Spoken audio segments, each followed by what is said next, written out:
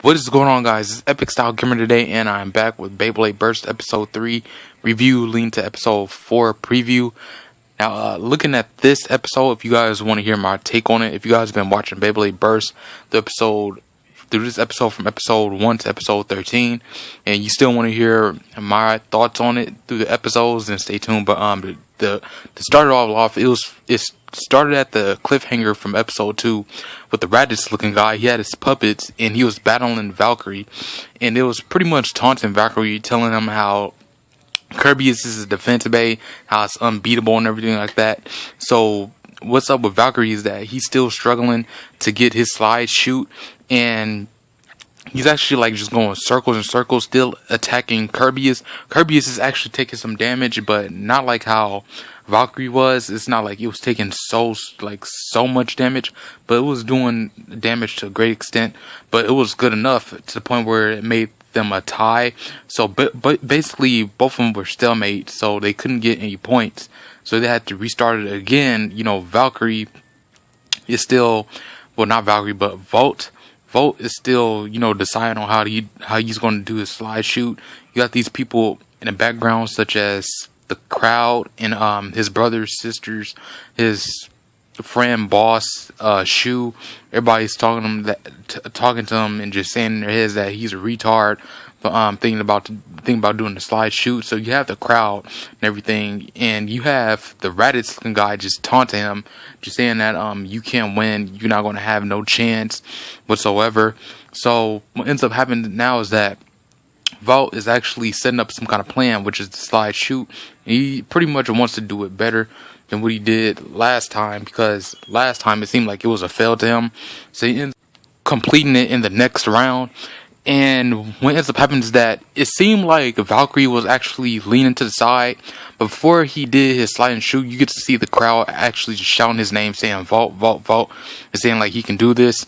And you got his brothers and sisters saying that he can win. You know, some people are down him, some people aren't. So he does his slide shoot. It seems for a minute that it's going to mess up again, but actually it seems like Shu is like the smart one in this situation.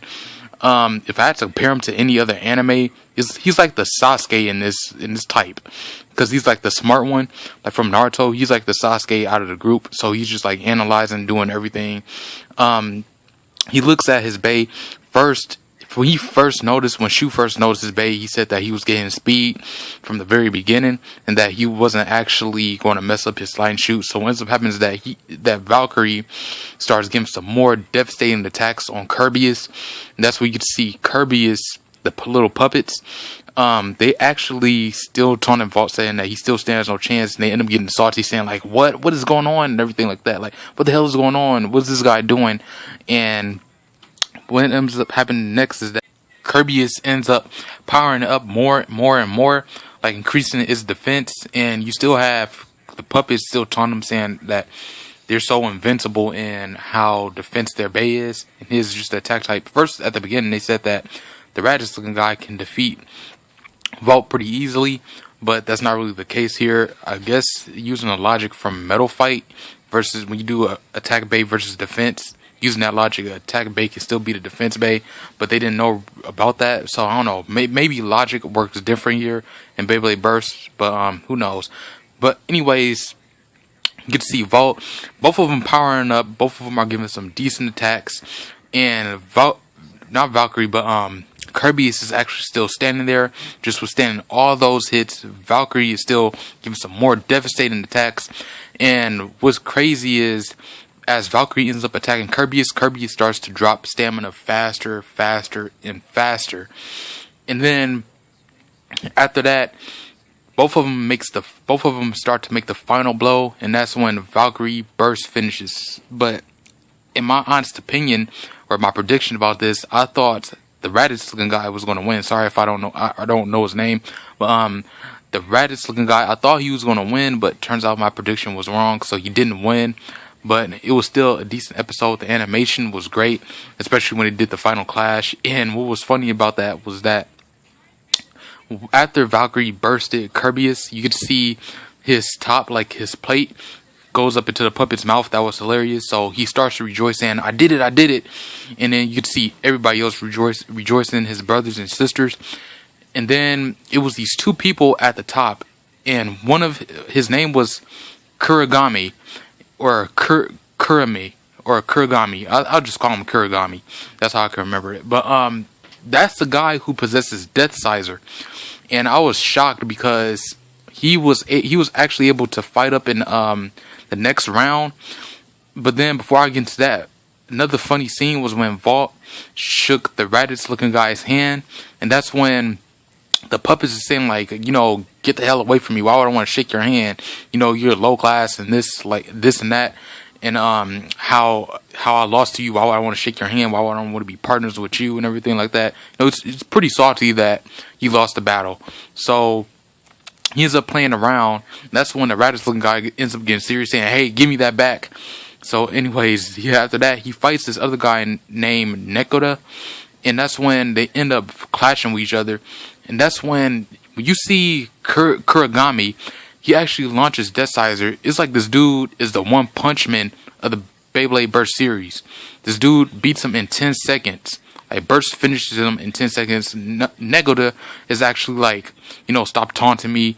Stop thinking you can beat me. Stop making fun of my Bey. Because Kuragami said that for my Bey to be Death Sizer, I can beat you within 5 or 10 seconds. And that's what he does. So that was crazy. That's when you get to see Volt. He's all excited. You know, he's ready for this challenge. You get to see Shu. My prediction is that Shu and Kuragami is going to both fight like sometime soon, because Shu was shown to do the same thing, which is defeat somebody in 5 seconds. So I think they're going to fight sometime soon. But in my honest opinion, I do think the winner will be Shu, due to like his knowledge of Beyblading and everything like that. But who's to say that Kuragami doesn't have none? But we'll see how it plays out. But in my opinion, I think Shu is going to win. So what ends up happening next episode, for episode 4, it's about Volt wanting a Beyblade club or a Burst club, and that's what he's looking for, these people. And these people seem to like actually reject his club and everything like that. But some people are going to join eventually. And yeah, it shows more action between Kuragami. So I wonder what's going to happen. Maybe he'll fight Shu. Maybe he'll fight Shu, Boss, or Volt in the next episode. I'm not sure, but let me know what you guys think. Comment section below about this episode. Did you like it? Did you hate it? What did you not like about it? Make sure you guys comment down your thoughts of why did you not like it? Why did you hate it? And make sure you subscribe to this channel. Make sure you subscribe to Epic Style Gamer, especially for like Drum Ball Z content. Make sure you go to my Ask a Film account. My name is Blader Jordan. And with that, I'll see you guys later, and stay tuned for the next preview and review.